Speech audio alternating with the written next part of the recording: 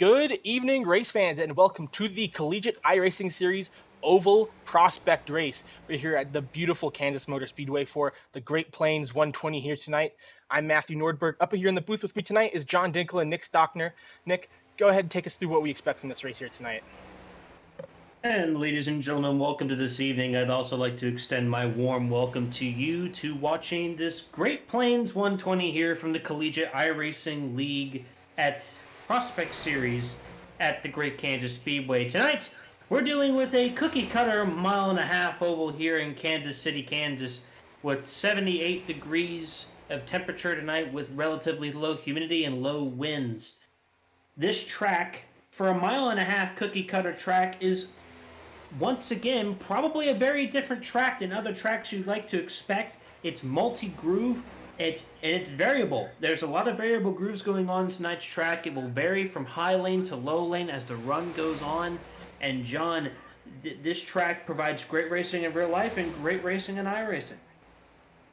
Yeah, certainly. We know that these new next-gen NASCAR uh, cars are very good at these sort of intermediate tracks, the mile and a half, the 2 miles. While we're watching Matthew Tucker here, while we're in the midst of qualifying uh, in the 777 car. I'm in 3 digits, noting that he's an alumni driver. Two digits on one of the cars means that is one of our student drivers. Two classes fighting on the same track, but not fighting for the same points standings. So there's somewhat dynamic of might not have to fight someone if they're in a different class. Indeed, indeed. And it should be noted to a new viewer here, this is the Prospect Series. These are the drivers that are not our locked-in Premier drivers that will be racing on Tuesday night. These drivers right now are currently trying to race their way in. Now, in order to race your way into the Premier Series, you must be top 16 in Prospect Series points, as well as have less than an average amount of 10 incidents in a race. Being that tonight is the first race of the season, there is no previous points to shake anything up. So tonight is a clear, cut and dry figure for you. The top 16 drivers in tonight's race, they're going racing on Tuesday. And going racing on Tuesday is racing for all the marbles, racing for the championships, and racing for all the points to play for. We're looking now at Daniel Hunter as he's riding around the low line. And John, who are you thinking is going to be your pick tonight for tonight's race? Well, we have a lot of new faces. We have a lot of new rookies joining us for this series, for this season. Drivers such as Connor Levy, Zachary DeWale, are doing their first CIL oval race tonight.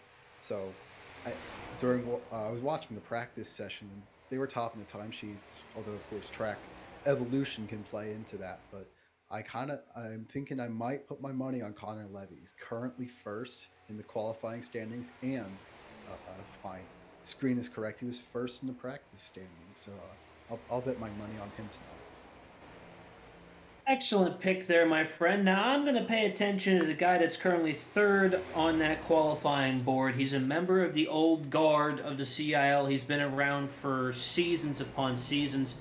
Thomas Toomey, a member of the OWR conglomerate, a driver out of the University of Virginia. He is usually the guy to find pace. Now he may have had a couple of slip ups there in qualifying to end up in P3, but rest assured he has been putting in the laps. He knows what's going to happen tonight. He knows how to get it done.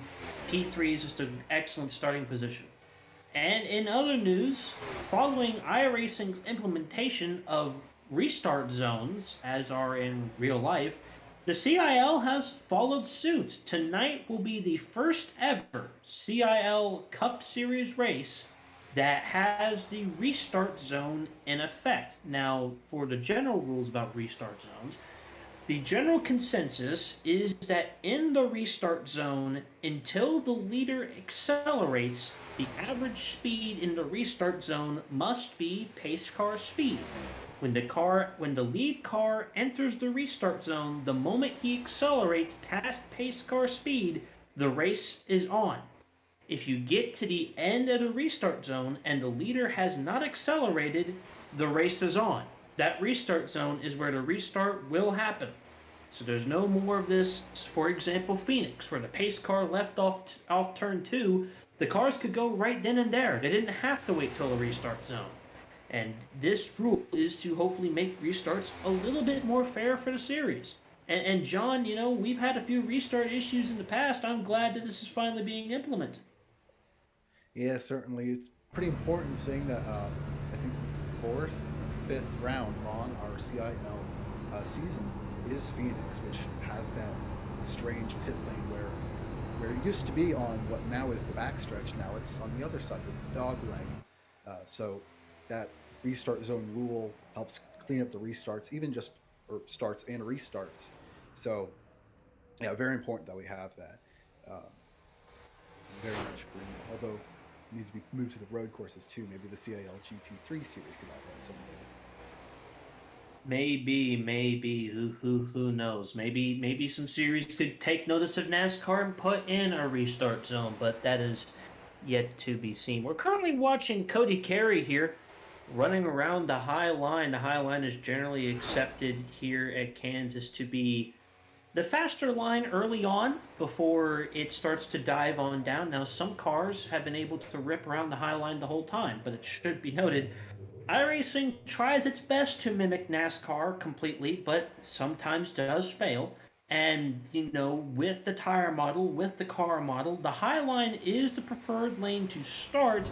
But as the race progresses, we are most likely going to see cars eventually progress their way down to being bottom feeders. And John, I know you've experienced it firsthand, I've experienced it firsthand. Kansas, it gives us that unique feeling of progression of the groove as the race goes on.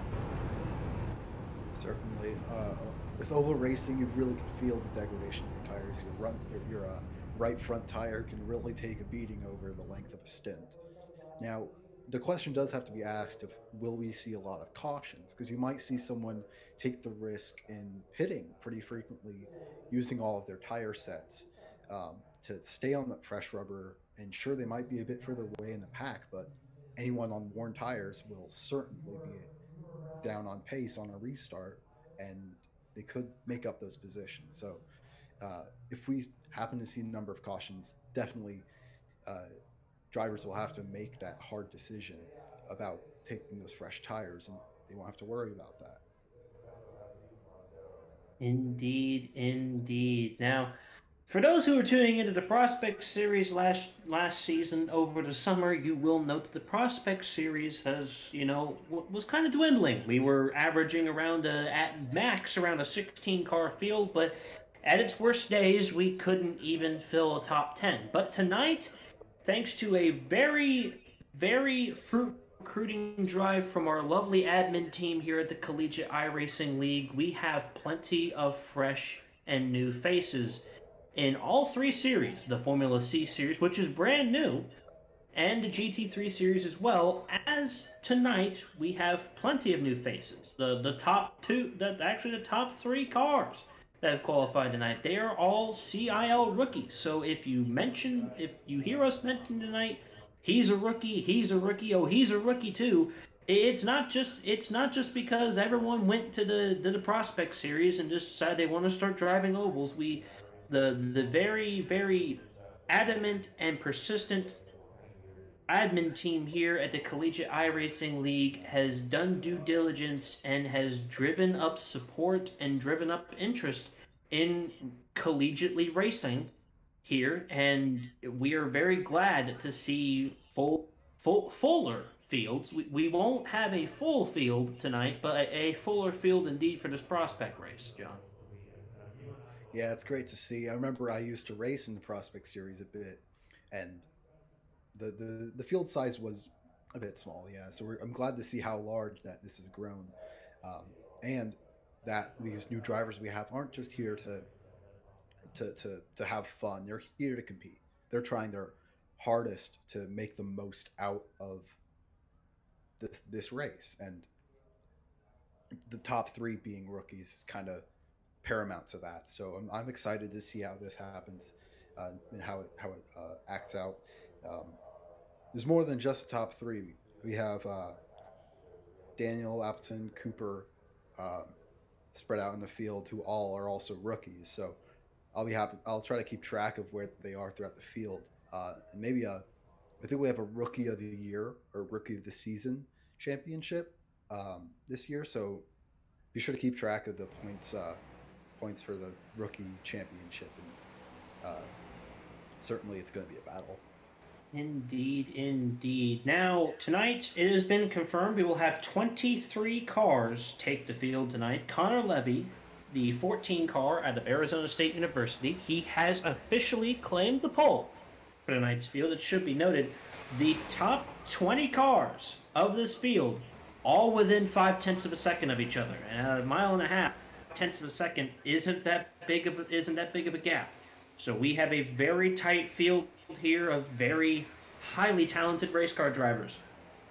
Now, if you're seeing cars on the field right now, it's because we're currently going through our 5-minute warm-up period. We like to have this period here in the CIL and all of our series, in between the qualifying session and the race session, so drivers can get last-minute adjustments made, get, a bathroom break before the race starts, get a drink, get acclimated to the situation that they are going to be handling this evening.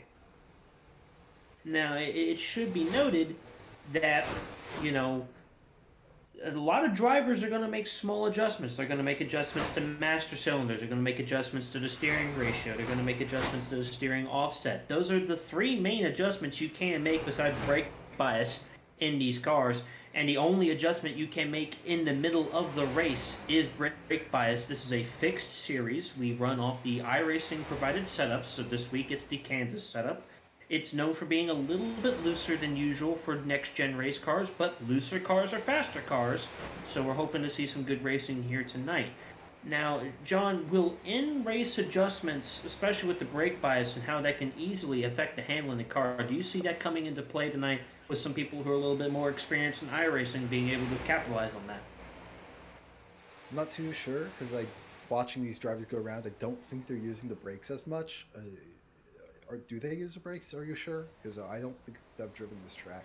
They will use the brake. They'll use the brake a little bit later into the run. Now, early into the run, they won't use the brake much at all. If not, they're just going to be lifting. But this is not full throttle. They will eventually use the brakes. Yeah. So there's a bit of technique in how quickly you release the brake and the brake bias. But once that green flag falls to start the race, that's all they can really do. So I think it's more going to be about driver adaptation, adapting to how the tires wear, adapting to dirty air, depending on how spread out the cars are. So I'm personally not anticipating that much happening when it comes to the settings in the car. But I'll expect to see a lot of changing lines. I think, as you said, drivers tend to start at the start running the high line on a fresh set of tires and then start migrating down and using the brakes more as the tires start wearing and as the run goes longer and more fuel gets burned, but not much I don't think will happen with brake bias. Currently on the screen right now, we're taking a look at Austin DeLong. Austin DeLong, a elder statesman of the league, still a student at the Pennsylvania College of Technology.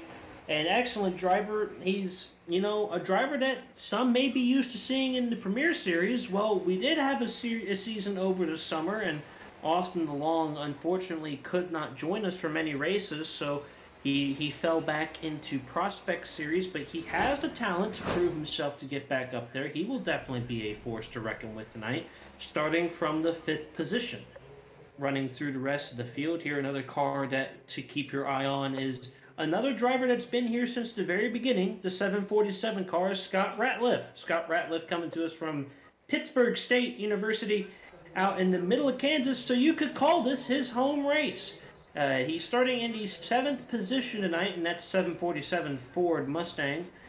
He's looking to have a great race tonight. He's the definition of a little bit slower, but always steady. He's never really getting in the way. He's always, putting up a good performance.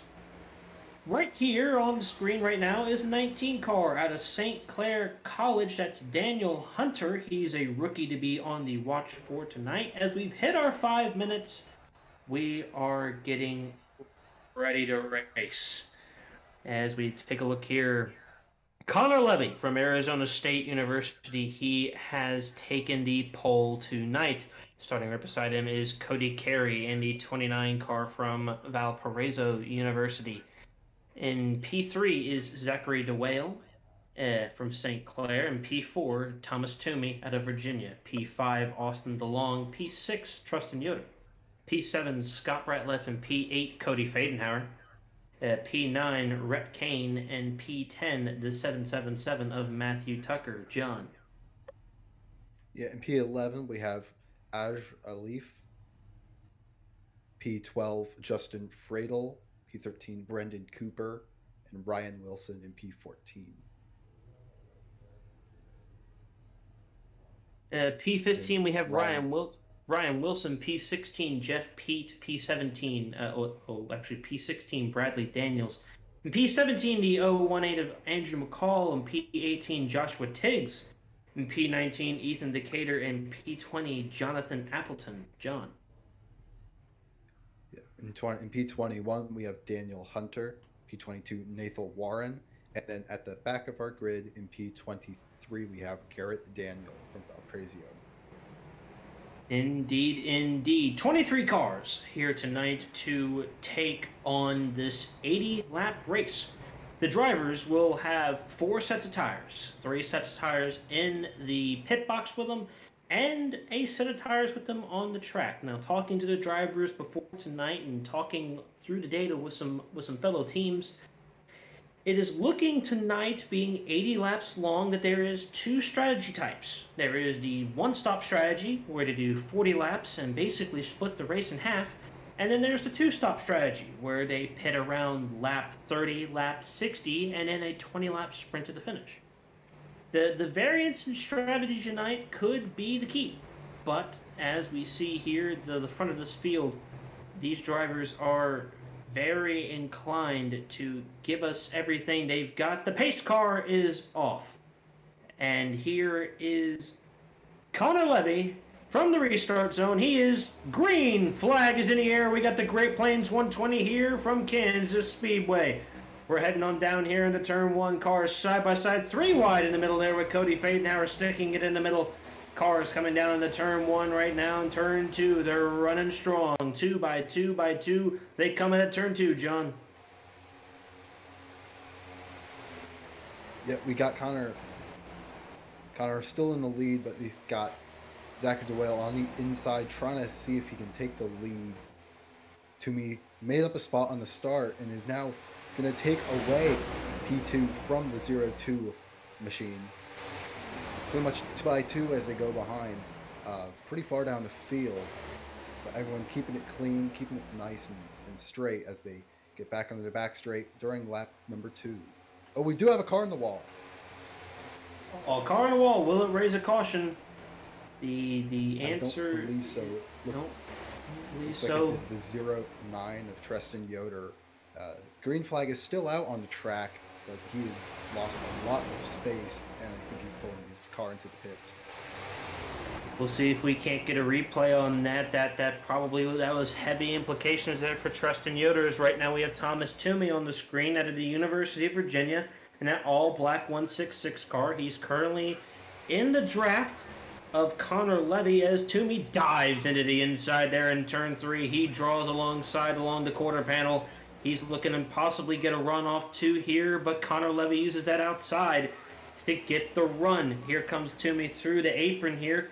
Heading into turn 1, he's drafting alongside again for another dive into the corner. Trying to draw alongside, see if he can carry some momentum, but using the bottom lane early, the momentum isn't there, and Connor Levy gets away again along the backstretch. Now, what will Toomey do here? He's going to level up about 1 lane below and try to get the car's nose in some clean air so it can possibly get a better run off the corner there, John. Yeah, he gets a lot of space closed up on the entry of the corners there, but just can't really make it stick throughout the corners. He's running that low line, which doesn't seem to be where you really want to be. But it seems like we've gotten mostly into a straight line, a bit of a double file action further back in the field. 3 wide actually, it appears. with Cody Fadenhauer in the middle. Looks like that's Scott Ratliff on the low side, taking what I believe is 6th, maybe 7th position on the track. They're still definitely going to fight with Cody Fadenhauer. I think when I was racing with him, I think it's pretty aggressive. Very, very talented racer. So I'm sure he's not going to let Ratliff take that space without a fight, but maybe he's a bit too far back. And with Rhett Kane on his inside, that doesn't really have the room. Indeed, indeed. Scott Ratliff getting a 2-for-1 deal there, getting 2 positions, one on Rhett Kane and one on Fadenhauer there a couple laps ago. As a very good move there from him. On our screen now is a 12 car of our Muhammad Alif. To those who watch our other 2 leagues, in the GT3 league, he was tearing it up, getting the pole position. Unfortunately, he couldn't convert. He finished 12th and 4th in the 2 races, but showing a little bit of speed here tonight. Here we have Cody Fadenhauer holding off Rhett Kane. Rhett Kane surges through the middle of that corner and looks to take the position. And he will there as Rhett Kane steals a place out of Cody Fadenhauer's book there for P7. Fadenhauer back in 8 and dealing with, looks to be Matthew Tucker and co. They're hounded at the rear of that car. And right behind Matthew Tucker is another elder statesman of the league, Jeff Pete, out of the University of Minnesota Twin Cities. Jeff Pete's always been an excellent driver. He's been in and out between the Premier Series and the Prospect Series, but whenever he races you clean and fair. Glad to see him back in here for another season of the CiL here at the Prospect Series tonight. And up here, the 52 car of Brendan Cooper from Strayer University, another rookie in the field tonight. Brendan Cooper right now looking for P8 from Cody Fadenhauer. Cody Fadenhauer, an elder statesman of the league from the OWR conglomerate, driving from VCU. As Brendan Cooper found out the hard way that you just simply don't carry speed in the bottom lane early on, as Muhammad Alif coming to the outside looking to get a run off the corner there and make the pass, which he will. Alif to P9. Yeah, Alif's made 2 positions from the start of this race. Rhett Kane also making 2. Toomey gone up 2 positions as well. But Levy's still managing to keep up this lead. But again, we're back to this sort of like 2-and-2 format where got pretty far further down the field, from 6th to I believe 12th position. Cars pretty much side to side in the lead. It's straight, almost going 2-and-2 with Jeff Pete to Brendan Cooper. I'm sure Jeff Pete does not want to be held up by the dirty air that the 3 cars right in front of him are going to be generating. But it looks like Cooper's made the pass to get past Cody Fadenhauer in the 804 VCU machine. Let's see if he can hold that up position and start getting some time on Alif in front of him.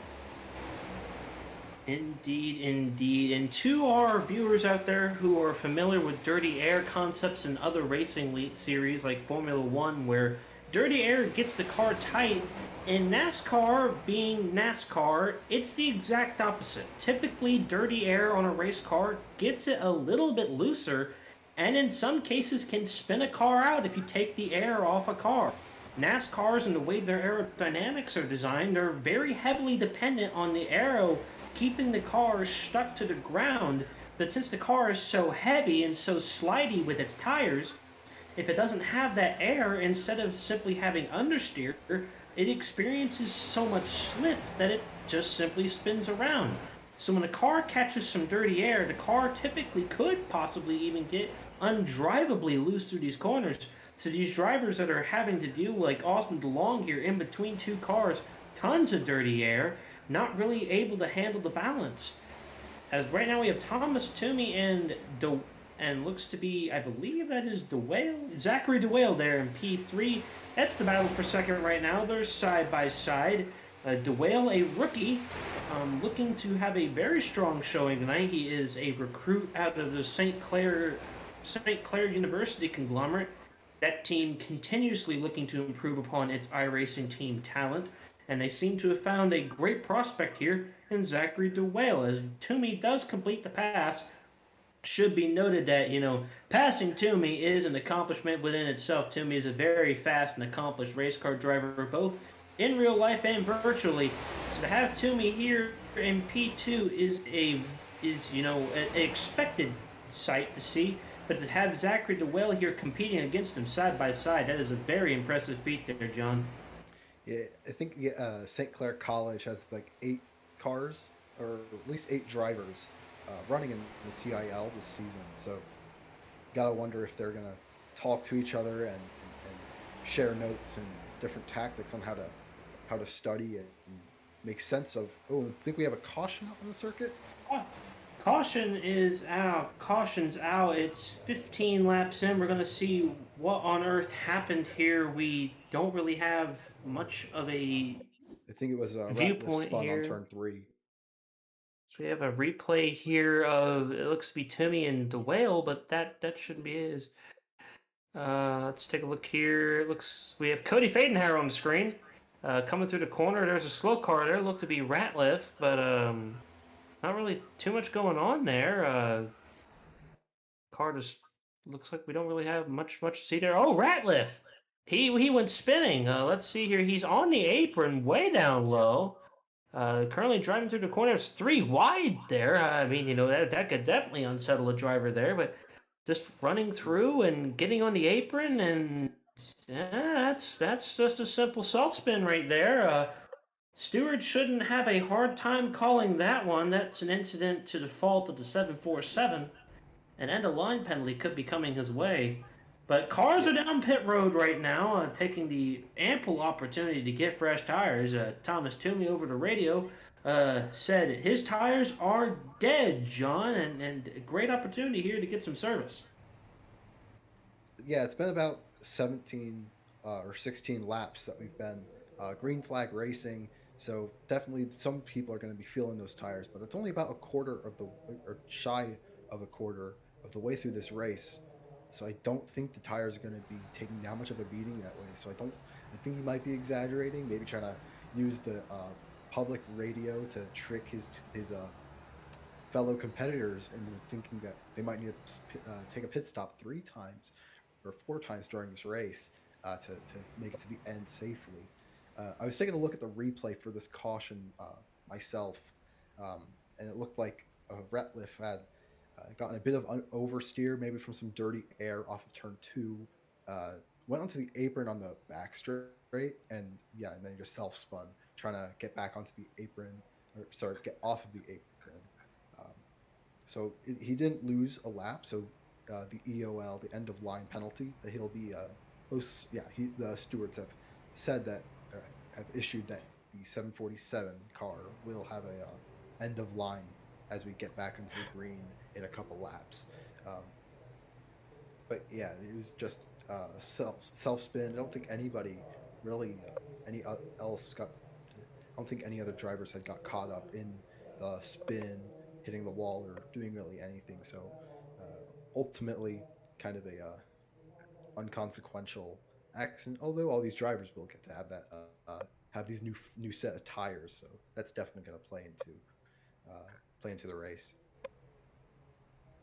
Indeed. Now, for those who are wondering what the end of line penalty system is here for us, is F1 has time penalties, so does our GT3 league, but here in the CIL Cup Series, if a car causes a caution or is found to have caused an incident or collision, typically it is a 1 strike, give you a warning, 2nd strike, you're done kind of deal. So Ratliff is given his warning for causing a caution here tonight. He's given an EOL. Now if Ratliff was to cause another incident, he is told by race control, you're parked for the evening. You caused 2 incidents. You disrupted the race twice. It's no fault to you, but we do prefer as much green flag racing as possible, and therefore we just want to park you for the night. Maybe have a little chat afterwards. But here we have Thomas Toomey, after the pit stops, has found himself in the lead. He is doing wonders now. That pit crew there from the University of Virginia, they definitely put that 166 where it needs to be. The 14 fell back hard there. Connor Levy now in sixth place. That that pit crew must have slipped up here, there, or somewhere else, because that's way far back for the 14 car, John. Yeah, that's honestly surprising. It looks like Toomey had taken four tires, so that makes me think that everybody in the field decided to take four tires, which is surprising to me. I would imagine that some of these people would have taken the risk getting on the two tires since it was only about 15 laps that they were racing. But it looks like we're about to get back under green for uh, back under green as Toomey, the pace car, dives into pit lane, and they're in the restart zone, and Toomey has taken off and gotten away uh, already about a car length past the second place car. Indeed, indeed. It's green flag again here from the CiL Prospect Series, and Thomas Toomey driving away from the field. He has clean air. He has everything he needs. Connor Levy right here. He's fighting his way back from the sixth place restart position, currently up to fourth. He's looking to cut his way through the field here. Currently dueling with Austin DeLong, who's to his outside. He's going to have to run off the corner, maybe looking to draw alongside here along the front stretch. Levy goes down low, so there's no side draft going on there. As now they're getting back up together again before they head down into turn one. Now Levy on the inside. It's very early in the run. He won't have as much momentum to carry off the corner, and DeLong gets loose. DeLong gets a little bit loose. Great save there from Austin DeLong, but he has to concede the battle for the position. As coming right behind DeLong, there's Brendan Cooper at Strayer University. Brendan Cooper there, he's looking to capitalize a mistake they made from DeLong there, John.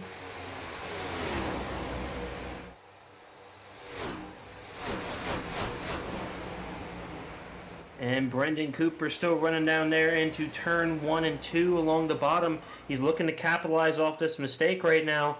It's looking to be real nice indeed. They're side by side along this backstretch here. Brendan Cooper dives on down to the inside. He has it clear if he wants to perform a slide job, but he will not. He will stay true to that white line. Austin DeLong still a little bit shaken up, it looks like, from that little venture there off of turn 2. He's a little bit behind. Cody Carey here from Ball State University, another one of our rookies tonight. He's looking to jump to the inside here. He's looking to take one position, maybe even two. He could get a 2-for-1 here, John. Yeah, seems like Austin DeLong is just falling back. I did see that moment he had where he got really looped. Cody Carey going deep down to the inside, basically chopping off the nose of I think was it Austin DeLong who was behind him? Yeah, but I believe it is Austin DeLong now behind both the 29 car Cody Carey and the 52 Brendan Cooper. Rick Crane, another Ball State car tonight. He's running up there in the 6 car. And the 02 is Zachary DeWale. DeWale MP3 right now. He's now jumping along the inside. He's looking at that 6 car. He thinks it's a supple passing opportunity. He's to the inside. Maybe a slide job, maybe not. Yes, it will be. A little bit of a slide job there. Sticks his rear end right there. And then the 6 car Rick Crane has enough of a momentum boost there. He's going to jump from the outside to the inside. Looking at a turn 1 here. Johnny's looking for the pass. You're really trying to make it stick. It's hard to make that inside line move work. I'm surprised he's not trying to run up and give DeWale a bit of dirty air to slow him down. Not dirty air, side draft, where you run right alongside them. You use the nose of your car to basically shove air onto the wing, and increase the amount of drag that wing produces. But what's really impressive right now is Toomey, who's according to my timing sheets, 1.5 seconds in front of the whole field. So this restart really playing into his hands. And I have to wonder if maybe he short fueled or did some sort of trick on pit road to take that first position, which might be setting him up for victory. They're still fighting. Looks like the well might have gotten the pass made. Sorry, Kane might have gotten the pass made. But no, they're still side by side, still basically right next to each other, trying to make it happen. There must be at some point where one of them realizes that this is not going to bode well for their tires, and they kind of surrender and fight another day, wait for another caution or something. But no, they just keep fighting and wearing out his tires while Toomey just gets a nice bigger gap. He can play it safe. Um, basically just kind of drive until the checker comes, doesn't he? Indeed, it definitely is playing a game on the tires, and now the two cars of Rhett Crane and Zachary DeWale have company behind in the form of Connor Levy, Brendan Cooper, and Austin DeLong, who's coming back from that little miff he had there a couple laps ago. Connor Levy now is going to try to say hello, I'm here too. I'm a little bit of a faster car. He gets around Rhett Crane there, or looks to. Tried to perform the slide job maneuver, but found it to be a little bit too late. They're side by side coming down here on the front stretch. Brendan Cooper in the 52. He's following close behind here with two cars side by side. As Connor Levy once again dives down to the inside, but Rhett Crane has the outside maneuver. He has plenty of momentum. He'll take the spot back there from Connor Levy. Connor Levy having to do a lot of work there to get back to the high line. But, all those cars, they were following behind that 2x2 system there for a little while. They were also getting that dirty air, also ruining their tires. Dirty air does a wonder on tires these days, fellas. It can definitely, ruin some races. Because we got a real good train down here on this front stretch, about 6 cars within 1 second of each other. But they're all chasing down Thomas Toomey, who's still 1.7 seconds ahead. The clean air doing wonders for that 166 car right now. This is probably Connor Levy's best chance to get ahead. He's going to do that slide job, get in front of Rhett Crane in the number 6 Ball State University car, and I think he's going to make it stick, but he was trying to get in front of him to basically deny Crane's ability to make a move again. Now Crane's on the inside, but he definitely has had to lift to get out of that. I think Connor Levy's going to have that move made. Now he can start focusing on closing the gap to Zachary DeWale in second position. Seems like get it. Indeed. Connor Levy restarted in the 6th position, had a bit of a pit road mishap. He's looking to get back to second place, maybe even challenge for the lead. Thomas Toomey is still pulling away. If we want to take a look at our timing sheets, Thomas Toomey last time out ran a 32.83, a decent lap for how many laps we've gone in the run so far. And then we look back to Zachary DeWale, it was also a 32.83, and Connor Levy a 32.74. Levy is catching him slightly, but DeWale is dead even to a little bit slower, and the gap has increased again. It's now 1.8 seconds along the track. And Toomey is just, all right now, if I'm Toomey, I'm cruising. It's a comfortable lead, but, your pit lap isn't for another 20 laps. You're just taking care of the tires, taking care of the car, making sure that no mistakes are made. But one thing that I am very surprised about tonight is that the high line has continued its persistence this deep into the run. I definitely would have expected by now to see some cars, make a move or two to, experiment with some grip, experiment with some pace. Definitely in practice simulations, the high line did not last this long, but it is definitely showing in the race trim. It is definitely the optimal line this deep into the run. We're about 14, 15 laps in here, John.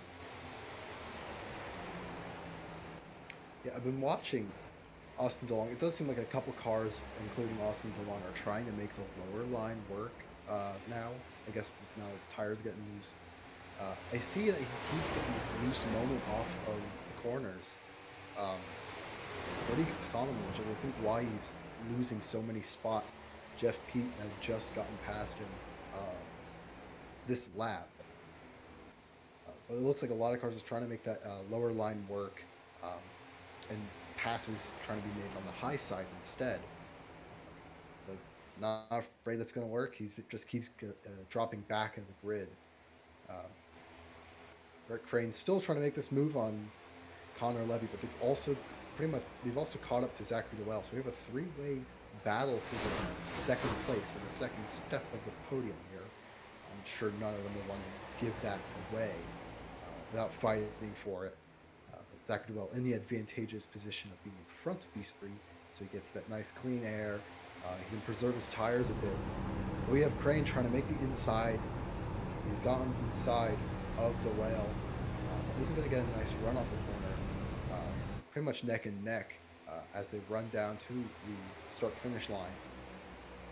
And all that the number 14 of Connor Levy can do at the moment is stare at them and pick whichever car is going quicker, and I guess run the middle during the corners like he did that time around to try to get as much clean air as he can, but pretty much seems in vain to me. We do have a lapped car coming up here. I believe that is Matthew Warren in the number 48 machine. He's in the 21st position. So all the cars migrate up to the high line to make room for that number 48. I believe he let them by. That might be Brett Crane's best opportunity. He's now in front, running the low line. But it seems like it's a pretty neck-and-neck battle, I'll say. Indeed, indeed. Good of Matthew Warren to stay low, let the lead lap drivers come on by. Should be noted for those fans out there of Matthew Tucker and Andrew McCall, both drivers. Andrew McCall 2 laps in, and Matthew Tucker about 20 laps ago. They both had to retire due to their own individual mechanical issues as Brendan Cooper's in the wall. He's extremely slow on the track. No caution, though. That is honestly a surprise. Brendan Cooper just getting into the wall. He's now picking up pace again, but lots of track position lost. We're going to hope to see if we can't get a replay there. That was a pretty intense incident there.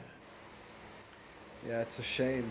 I think he was running in about 4th, and now he's fallen all the way back to 8th, stuck behind the 804 machine, 30 an hour, and multiple seconds off of packet. He was running with Brett Crane and Zachary DeWale, so that might let our Muhammad Alif, who's climbed from P11 from the start all the way up to P4 and now probably P3 as he looks to pass Zachary DeWale on the inside going into turn 3. Looks like he was almost going to run into Brett Crane, but he has good discretion. He checks up enough, and now he just side by side, neck and neck, same speed pretty much with Brett Crane as they run into turn 1. I think that he might have this move made coming into turn 1 and turn 2.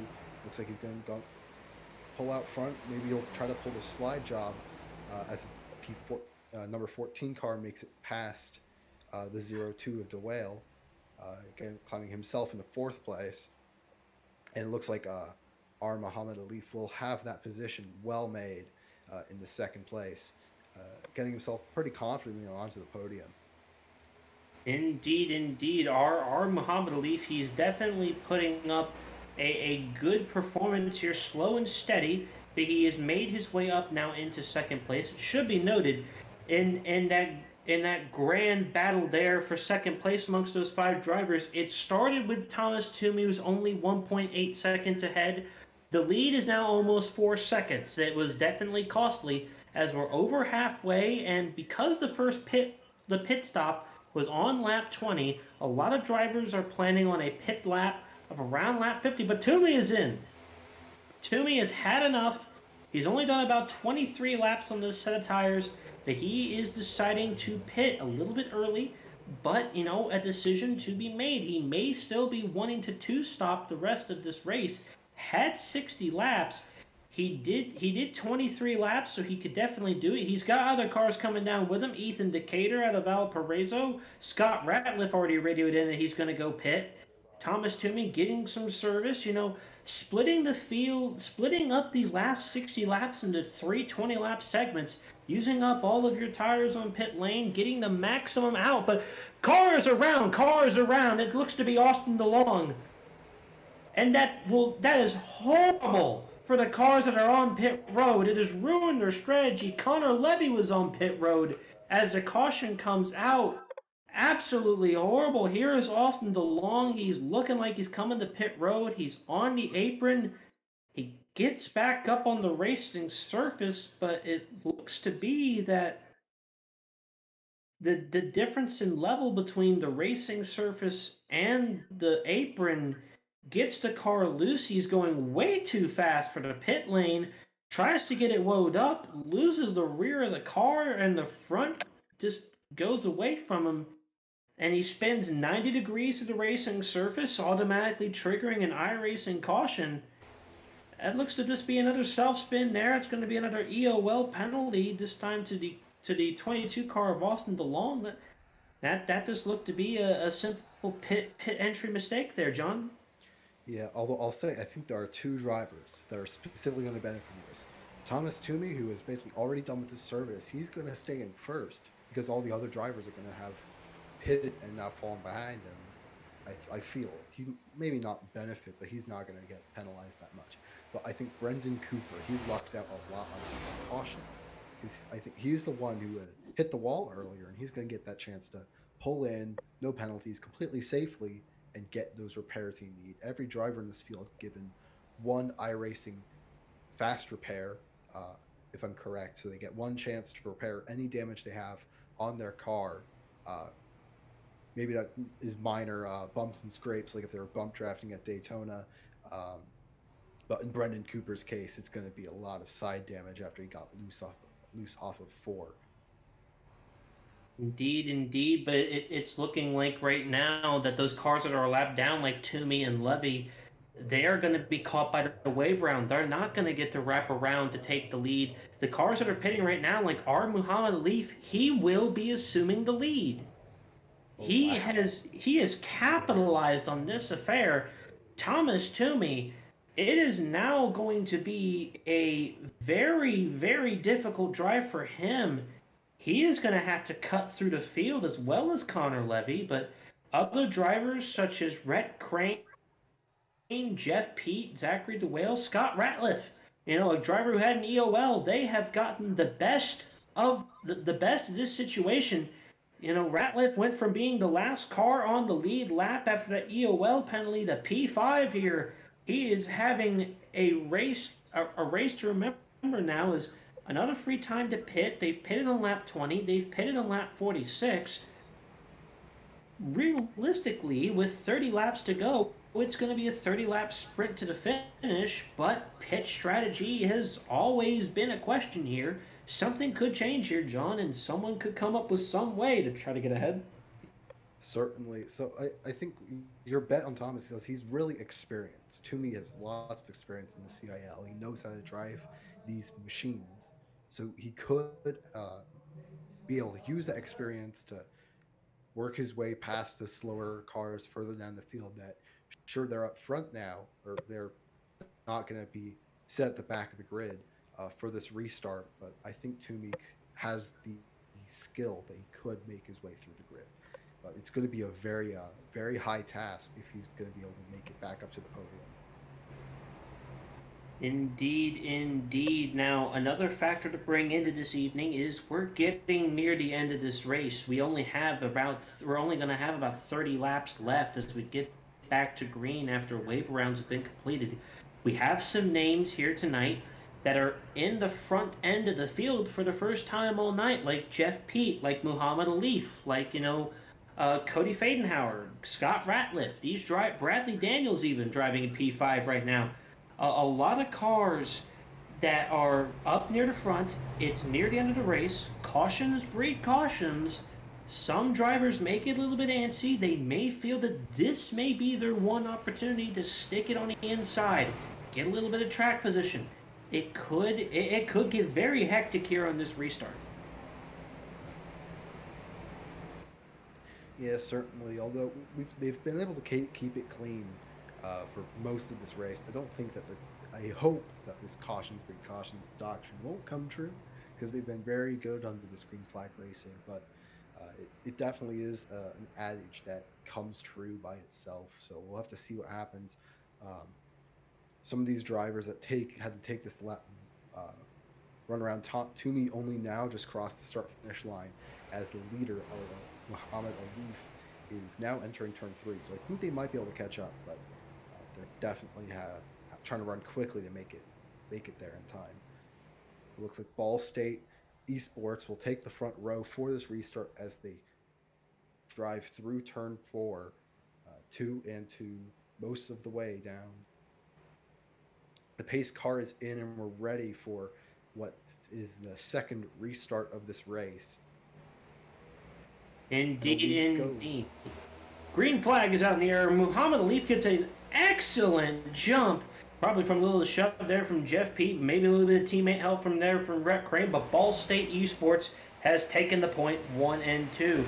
Here comes Zach DeLale here in P3. He's looking to maybe make a run. He definitely has the pace to go for the lead. As Rhett Crane, he's looking to the inside of his teammate. Will this be clean? He's looking to the inside. He has the pace. Will he slide job up top? No, yes, he will. He has the lead. Rhett Crane to the point for the first time tonight. Zachary DeWell looking to get around Muhammad Alif here. Muhammad Alif is now dropping like a rock after that jump to the lead. He's now lost second place. Looking to lose third here to Bradley Daniels of all people. Bradley Daniels for the first time tonight. We're talking about him.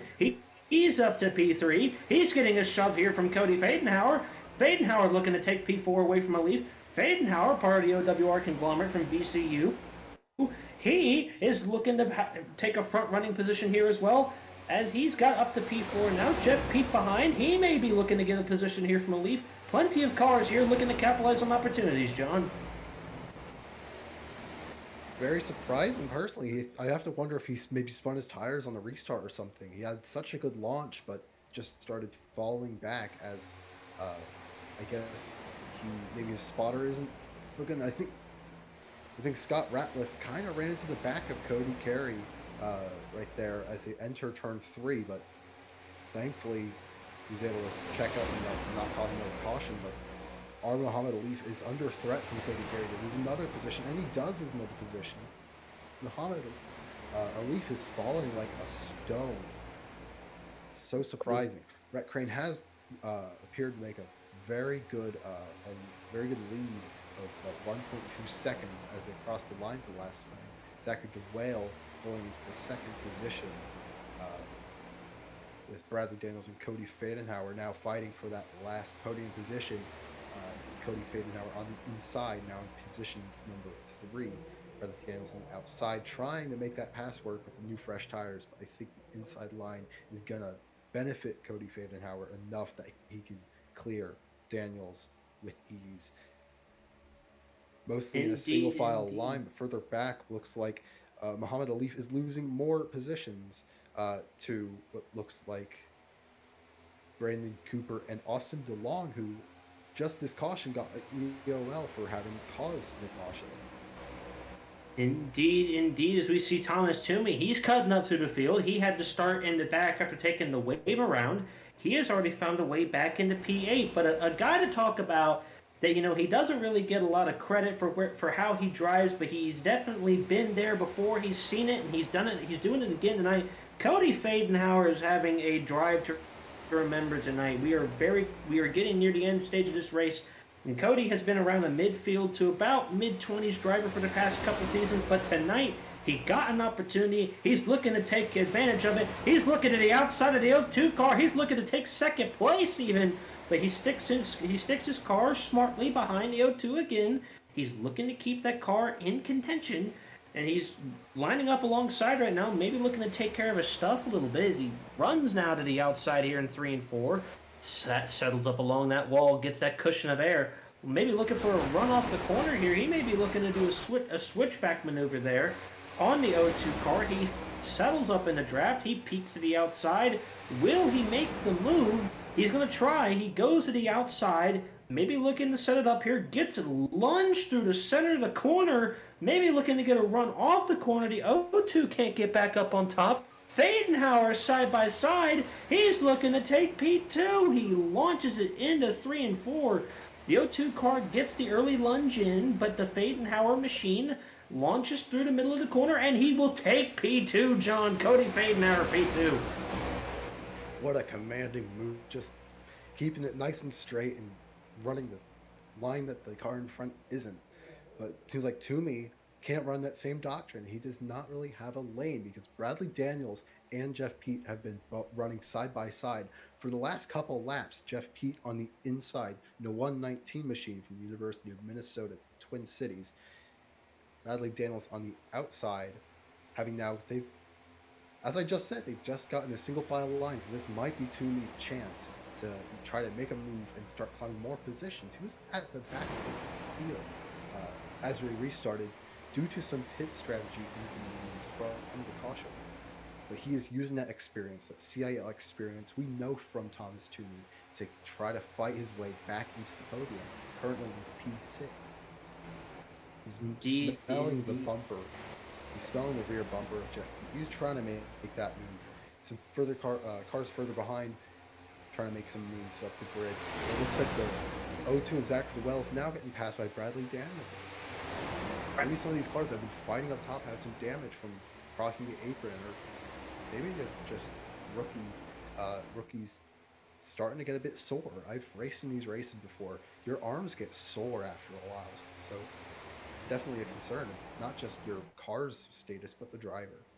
Indeed, indeed. It looks like Fadenhauer may have used up a little bit of his stuff trying to get around the O2. He's definitely taking a lot more defensive lines, but lucky for him, Bradley Daniels has been able to push him a little bit. He's been looking to see. Bradley Daniels right now is the power car. He can pick which car he wants to push a little bit more, as Fadenhauer will lose P2 to Zachary DeWale, and he will take a commanding pushback, but the run could go back to the inside. Side by side in a 3 and 4, DeWale can automatically get to that bottom line. Maybe looking to try a little bit more. Maybe looking to see if he can get a little bit better of a run. Fadenhauer and DeWale side by side looking for P2 here. It is a hefty battle going on, but it has to be noted, Rhett Crane is running away with this race right now. He has a 3-second lead. The clean air has been kind to him, and Fadenhauer had to call on the wall somewhere. I think it was Jeff Pete in the 119 car. He's in the wall. He's moving super slow. I think a caution will not come out, but some cars trying to have a very hard time. I think that was Jonathan Appleton barely avoided coming in contact, but they do keep it clean, and we are still green on the racetrack. Tough break for Jeff Pete. He's pulling into the pits. Looks like Scott Ratliff was on the apron. Not sure what was his issue, but as we look back up front, Thomas Toomey now in, I think, P5 behind Brendan Cooper. Brendan Cooper just passed him, but Toomey is really trying to make as much as he can. Well, we have a car sideways further back, and he saves it. He goes Daniel Hunter in the number 19 machine, somehow getting sideways in turn 3 and managing to keep it straight. He's going to lose out a couple of positions. That was a miraculous save. Indeed, indeed. He was 3 wide there for a moment with Muhammad Alif and Austin DeLong. Muhammad Alif, he touches Austin DeLong there. No, that's not Muhammad Alif. He's ahead. That's Cody Carey. Ball State using the exact same paint scheme. The cars can get a little bit confusing sometimes. But Cody Carey getting involved there. He's rubbing up there on the 22 cars. The 28 car powering along the outside. That's Joshua Tiggs. Another car that is very experienced in the CiL. Glad to see him back again. Connor Levy still hasn't seemed to have recovered as much as Thomas Toomey has from the incident with Pit Road, just simply not following his way with the caution. Cody Carey right now from Ball State University, a rookie this evening. He's running in P10. It would be enough to get him in the Premier Series tomorrow. Caution is out. What seems to have happened? On the back straight, it looks like Joshua Tiggs was just spun. I believe that was from the number 14 of Connor Levy. Just kind of getting together on the exit of turn 2 and going to cause this third caution tonight. Let's take a look here. Joshua Tiggs on the high line. He gets a little bit loose, and Levy, so far tonight, our first 2 incidents were very easy to tell for our stewards, but our stewards are going to have a little bit of an issue here with this one because Tiggs was getting loose, but Levy had plenty of room to make evasive maneuvers, but instead just ran right into the back of Josh Tiggs. That's a very questionable incident right there, John. That's not an easy call for our stewarding team. Yeah, certainly. I don't expect that one to be as easy to decide as the other 2 incidents we've seen tonight. Thankfully, neither driver seems to have much damage, as we see a lot of cars entering pit road. Rhett Crane is not, though. He's going to stay out on track. But DeWale, Daniels, Cooper, Toomey, Cody Fadenhauer, Muhammad Alif, all deciding to take this opportunity to get some nice fresh tires. This, I think, is going to be a tough race for Brett Crane to win because of this pit strategy. I don't think this is going to play out as his advantage. We Brett saw it. I think was it this season or last season? It was at Charlotte, I believe, and Chase Elliott got left out to dry in the lead by every car behind him that decided to pit, and he lost that race because of that strategy. And he's back to the he CIL. Looks like Toomey has made up, I think, one, maybe two positions on the pit road, uh, like he did the last pit stop. So I think this is going to be a nice way for Toomey to get back up to the lead, like I predicted. uh, this is going to be his big break, I believe. most certainly agree. Thomas Tuma needs to give that pit crew a bigger paycheck. They have given him positions tonight. Now, I don't know who was on top of the box there for Rhett Crane, but I really don't understand that call right there. Now, it could work out for him. We have 15 laps to go. He could be, thinking these tires are fine. Or, it could be the very classic situation of if I pit, no one else is going to pit. But if I don't pit, everyone's going to pit. I completely feel for Rhett Crane there. He was in a very difficult position. Over the radio right now, I'm getting some chatter of some people are very skeptical of his strategy, but Rhett Crane never phased. He looks to want to continue to stay steadfast and wants to be, winning this race here at the end of the evening. Zachary DeWale here from St. Clair, the first car with the freshest tires in the field. He is, looking right now at P2. He's going to be to the outside on this restart. The car that I feel the sorriest for, though, will be Bradley Daniels in P3. He's going to have to start behind Rhett Crane, who we know is on weaker tires at the current moment. That could end up being just a unfortunate situation there for the 521 car out of Robert Morris University.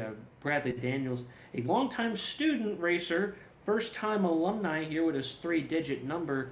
He's looking to he was looking to probably get a good run out of this evening, but right now it is looking to be a tidbit more difficult with the fact that his car in front of him is Rhett Crane with those weaker tires.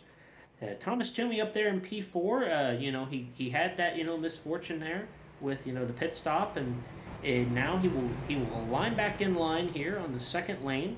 And we talked about him getting up to P2. It was definitely enjoyable to see him up there in P2 for that short little while. But Cody Fadenhauer is unfazed, and he's back in P5 again. He's looking to really see if those orange wheels that clearly give him 10 extra horsepower can, get him up to the field. He's definitely got a great-looking car tonight.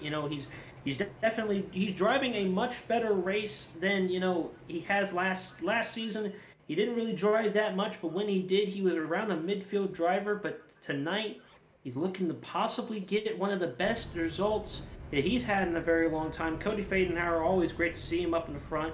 And Muhammad Alif, we talked about him. He restarted on the pole, in the front row. He dropped like a rock. Let's see if he doesn't do that this time. That would be great for him on his debut in the Cup Series to get a good finish here in the Prospect race. As we are looking to come back to green, the pace car, the lights are off. It lunges ahead as it gets ready to take the dive down into pit lane. Rhett Crane on about, I guesstimate, 30-lap-old tires at this point. He will lead the field to green. We're in the restart zone. He is launching, but he doesn't get going. The O2 can't get going because he doesn't want to jump the restart. The O2 is now to lead. Thomas Toomey shoving him from behind. The 2x2 as they enter into turn 1. And Thomas Toomey's trying to shove DeWale to the lead. Toomey, he peaked 3 wide. He won't look at it this time. He's shoving DeWale hard. He's got the bumper to bumper there. He gives DeWale the lunge into P1. Rhett Crane on those old tires.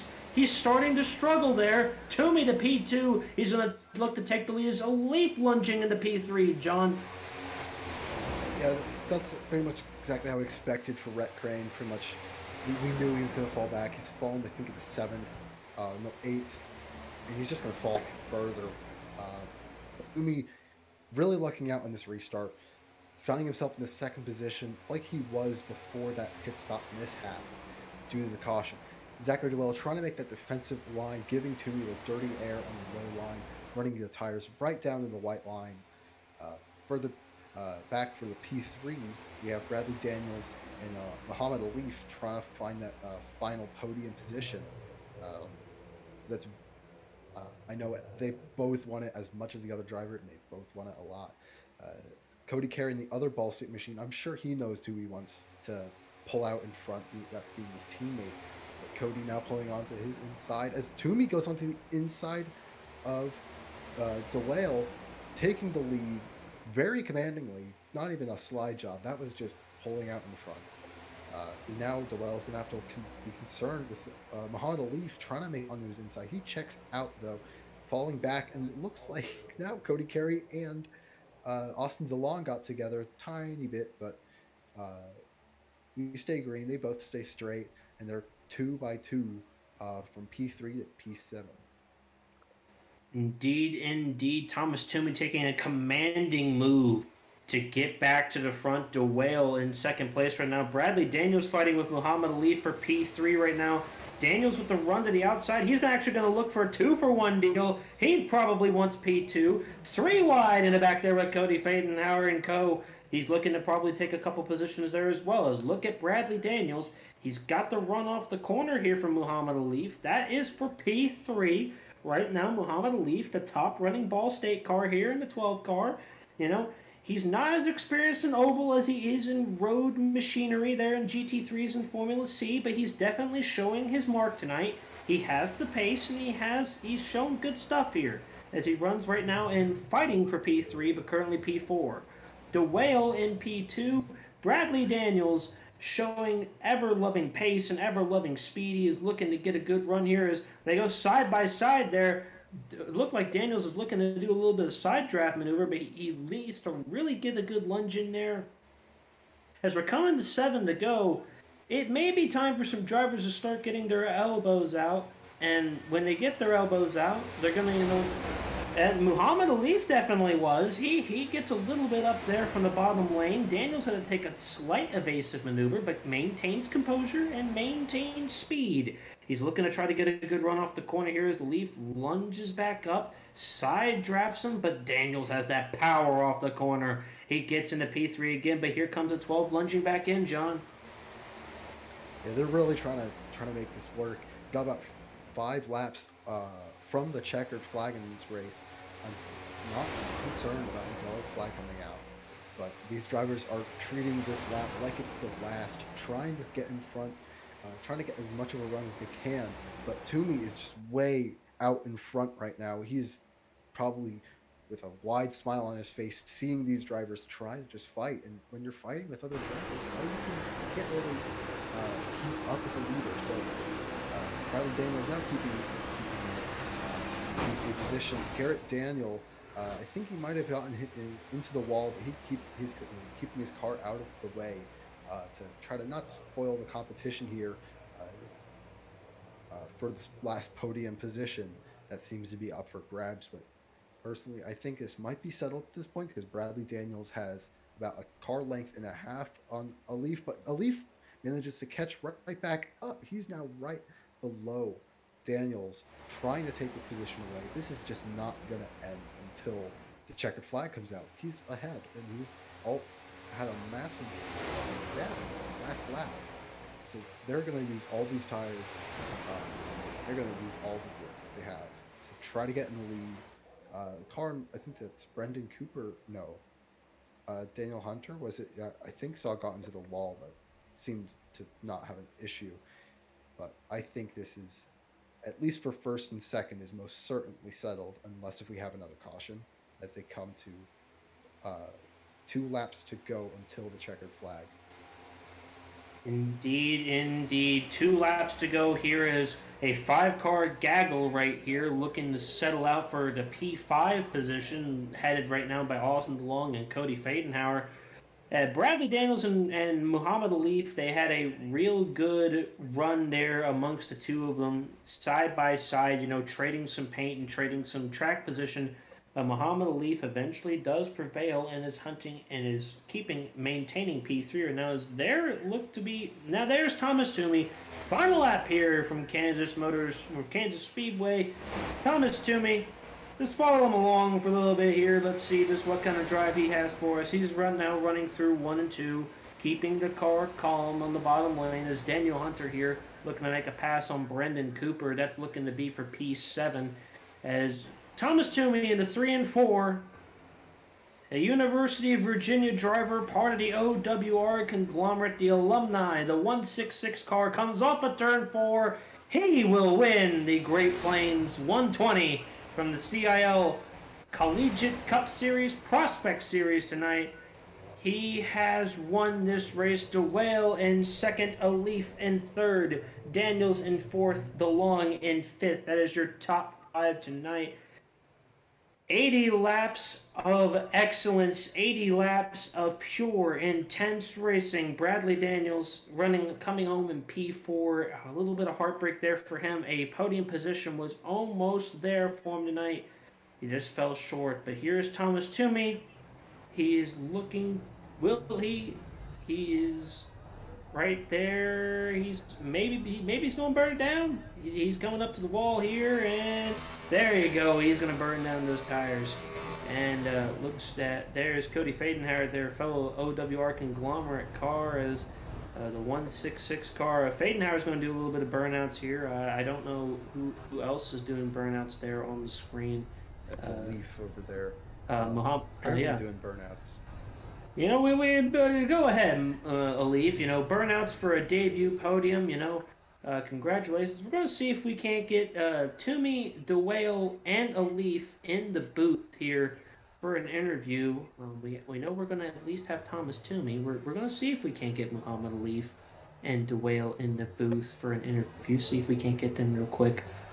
John, thoughts about the evening? It definitely was a very interesting race.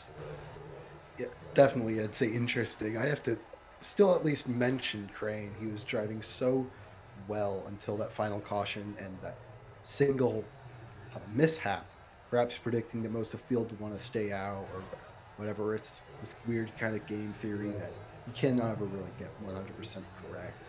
And he ultimately fell from first place to the last car on the lead lap, but I still have to commend. Up until that point, he was doing brilliantly. So, although he doesn't really have the results to show it, I don't think he'll have enough points to race tomorrow. I think he was one of the better drivers today.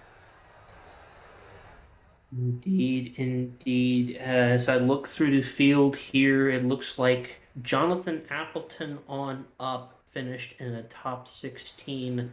Those drivers have locked themselves in for this evening as we run down that's the qualifying results there. We were looking to see if we can run down our finishing order here. We will start with, there you go, Thomas Toomey winning this race tonight with Zachary DeWale in P2, Muhammad Alif in P3 from Ball State.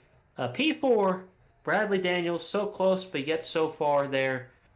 From fourth place tonight, Austin DeLong in P5, Cody Fadenhauer P6, Daniel Hunter P7, Connor Levy P8, Brendan Cooper P9, and Cody Carey P10.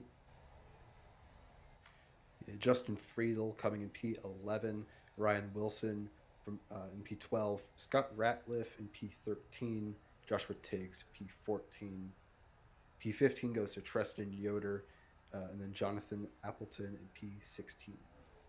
Ethan DeCadher in P17, and then Rhett Crane, last car on the lead lap, in P18. And then rounding out the field tonight, we have Jeff P. in P19, a lap down, Matthew Warren, P23 laps down, Garrett Daniel in P21, 4 laps down, and then Matthew Tucker and Andrew McCall, 2 cars that unfortunately retired from our event tonight. That's our 23 cars that did attempt this race this evening. And now it's time for some interviews. Let's see if we can't get Muhammad Alif into the broadcast booth here with us tonight.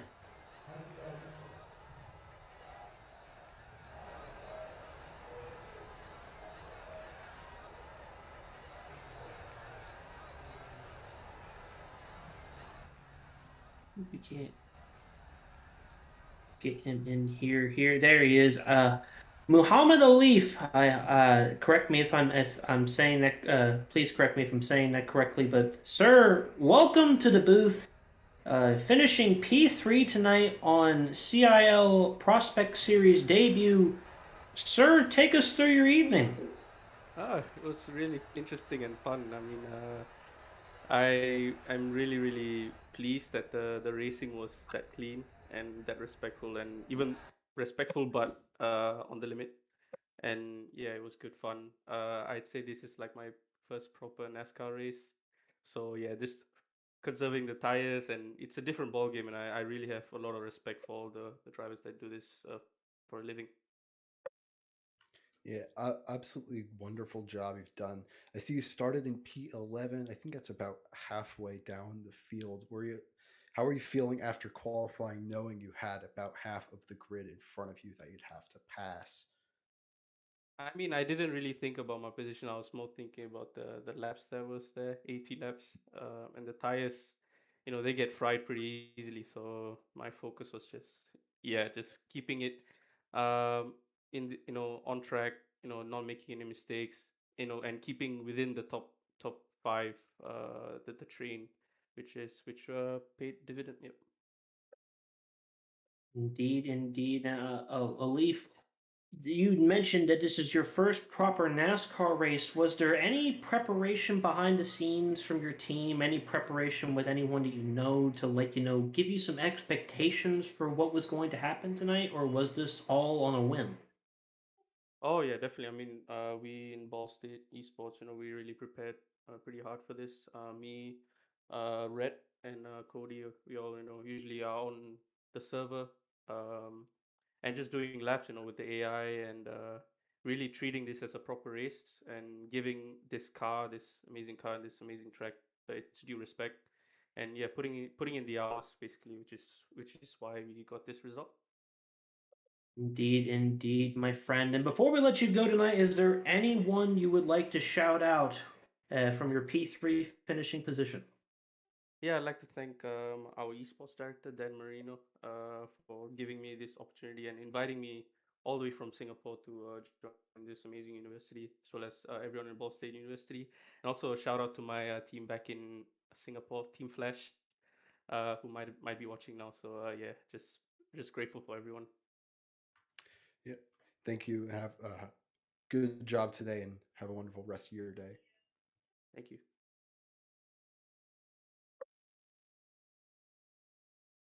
And now we're going to bring in Zachary DeWale into the booth. Zachary DeWale, correct me if I'm saying that wrong. Um, Yeah. P2, P2 on debut tonight here in the CIL out of St. Clair College. Sir, take us through your race. Well, I'm a little surprised, honestly. Um, we got a pretty good start. I feel like just tried to stay up in the top five on the start, and we are just saving tires for a bit, trying to keep the car in one piece. Uh, it all kind of worked out for us at the end there. Yeah, absolutely wonderful job you've done. Uh, I see you're our highest place rookie in the field. I think we have a rookie of the season uh, championship we're trying to do. Did you try to take note of like who's the rookies and who's the experienced drivers in the field and did you try to race them differently, or was every car and track just the same? Well, I mean, I don't really know a lot of these guys. I never no, don't recognize a lot of the names, so it's just kind of trying to go in with a blank slate and race everybody the same, race them clean, and yeah, I think we did all right. Now, Zach, we know this was your first race here in the CIL, but St. Clair College as a whole has a very deep and rich history with racing in the CIL and being relatively successful. How impactful was their help and any individuals you could name that helped you get to where you were tonight to run in contention and eventually finish here in second place? Absolutely. I want to shout out Mr. Alex. He was spotting for me today, and he was a huge help. Um, it's him, Dan for helping get me signed up. Everybody that was helping out, Tyler, Athena, everyone. Indeed. And is there anyone you'd like to shout out here from the second place position before we let you go for the evening?